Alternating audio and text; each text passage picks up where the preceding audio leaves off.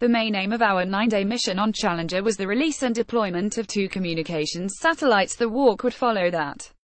It was a long time in the making. Decades earlier, I helped develop the jet-propelled backpack I'm wearing, an MMU, or Manned Maneuvering Unit.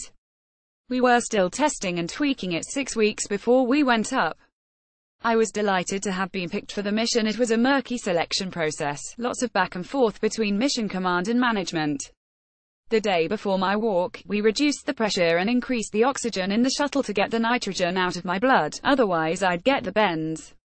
Where I live now, outside Denver at an altitude of 8,300 feet, has lower oxygen levels than the cabin did that day.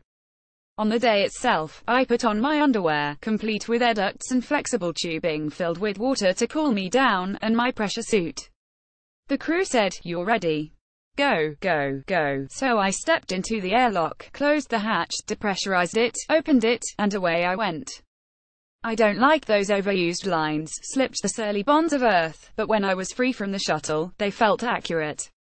It was a wonderful feeling, a mix of personal elation and professional pride. It had taken many years to get to that point. Several people were skeptical it would work, and with 300 hours of flying practice, I was overtrained. My wife was at mission control, and there was quite a bit of apprehension. I wanted to say something similar to Neil Armstrong when he landed on the moon, so I said, "It may have been a small step for Neil, but it's a heck of a big leap for me." That loosened the tension a bit. I'd been told of the quiet vacuum you experience in space, but with 3 radio links saying, "How's your oxygen holding out? Stay away from the engines. When's my turn?" It wasn't that peaceful. My walk lasted 6 hours 45 minutes, and I stayed alongside the shuttle the whole time, moving 100 yards one way, 100 yards back. I was traveling at more than 18,000 miles an hour, but wasn't aware of it, because the shuttle was going at the same speed. It was only when I looked at the Earth that I could tell we were moving fairly rapidly. At one point, I noticed we were over the Florida Peninsula. It was reassuring to see something I recognized. An untethered space walk like this would be unlikely today, with the shuttle program wound up, though NASA is now working on an advanced version of the MMU for the exploration of asteroids. You can't walk on them, there's nothing to hold on to, they're like big lumpy potatoes, but what you can do is fly around them, push up against them.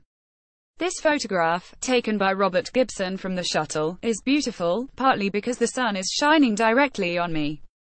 That's why I have my visor down, although if you look closely, you can make out a few of my features. It's also one of its attractions. My anonymity means people can imagine themselves doing the same thing. At visitor centers, they often have life-sized cardboard versions with the visor cut out, so people can peep through.